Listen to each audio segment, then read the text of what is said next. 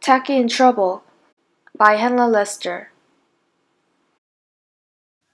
As godly, lovely, angel, neatly, and perfect sang Sunrise on the Iceberg, the sun rose on the iceberg. They felt very much in charge. What's happening? Blared Tacky the penguin, greeting each of his companions with a hearty slap on the back. After breakfast, the penguins went about their morning acts. Whether they were ice block building, napkin folding, feather combing, or ballroom dancing, Tacky was the odd bird. Then it was nap time. Nap time for all, that is, but Tacky. What a great day for surfing. He cried, Would that be fun or what? It would be what? said godly, lovely angel, neatly and perfect. Go surfing if you must, but please do it quietly. So Tacky took off alone and coasted over the waves. Suddenly the wind came up, filling his shirt like a sail, and he found himself blowing full speed ahead out to sea. He loved the spray on his beak and the thrill of the ride. On he sailed, and on, through sunny days and starlit nights. By the time he finally reached land, he was standing on tippy webs on an ice cube. With his little heart beating in excitement, Tacky waddled ashore, ready for an adventure. After being greeted by the strangest penguins he had ever seen, he came upon a large gray rock. How nice! He had lots of rocks at home, Funny. thought Tacky. This rock is warm. The rocks he knew were cold. And it's a little squishy. The rocks he knew were hard. And sort of hairy. Hairy? He couldn't remember any hairy rocks back on the iceberg. Tacky never could sit still for long, so he did the little rock hopping dance he'd always enjoyed doing at home. I don't need shoes, and I don't need socks. Just my mellow yellow feet for hopping on the rocks. Hey! I don't need shoes, and I don't need socks. Just my mellow yellow feet for hopping on the rocks. Hey! I don't... Suddenly, the rock rose up, and a voice louder than any penguin's, a voice louder than even Tacky's, boomed. Something is tickling my back. Before Tacky could ask, What's happening? the rock, whose name happened to be Rocky, grabbed him, and they were crushing around the jungle.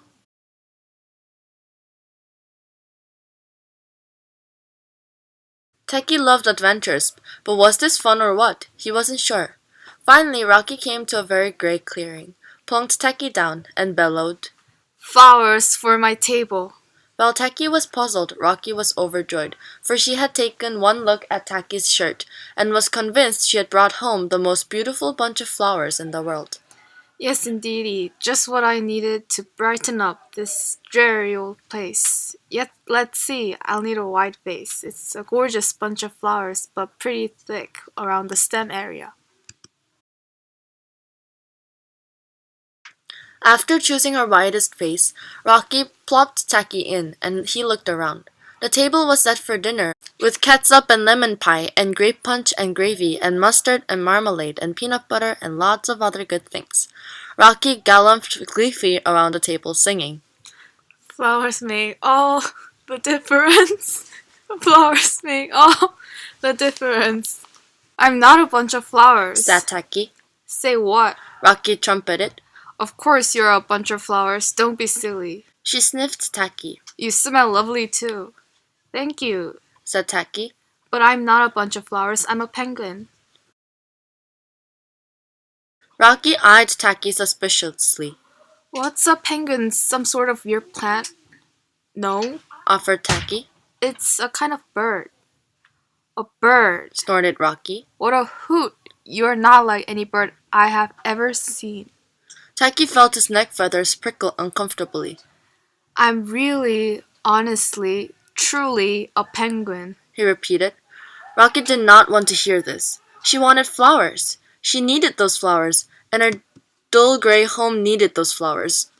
If you're a penguin, prove it, Rocky demanded. Then she reached out. Whoosh! She snatched Tacky's shirt. At least I'm keeping the pretty blossoms, no matter what. Well, unless you can convince me you're a penguin. Tacky knew he was in trouble now.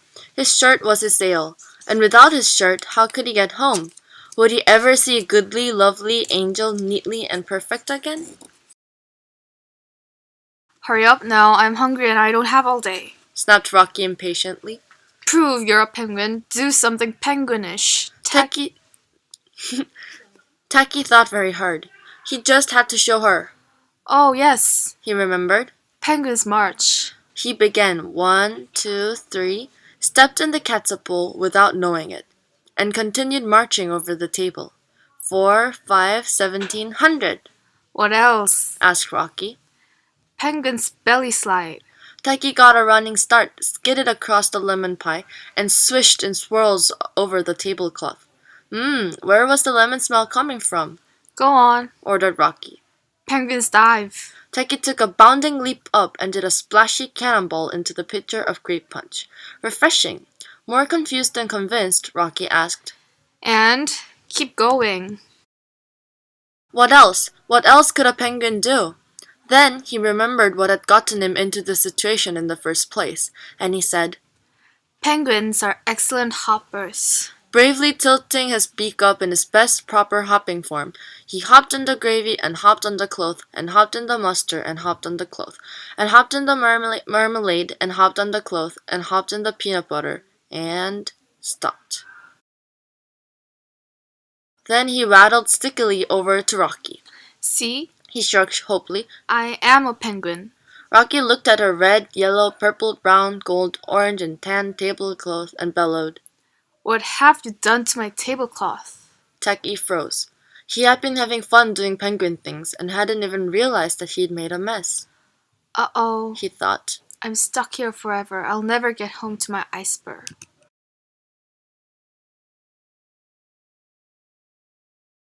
My tablecloth, my tablecloth. Hooted Rocky.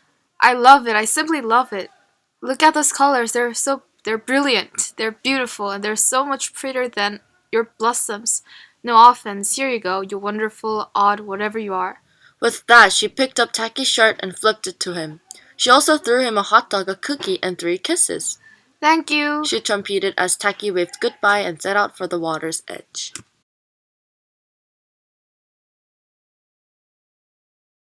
He leaped onto a log, thinking, I didn't know ice blocks came in brown.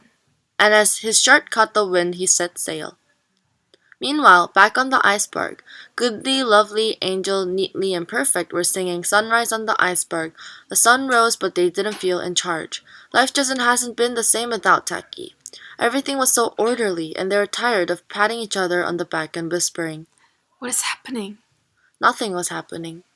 Then they saw the speck in the distance. Could it be? As the speck came closer and closer, they could see it was Tacky. Goodly, Lovely, Angel, Neatly, and Perfect hugged Tacky. Tacky was an odd bird, but a nice bird to have around. And many miles away, an elephant sat by her colorful tablecloth and thought the same thing.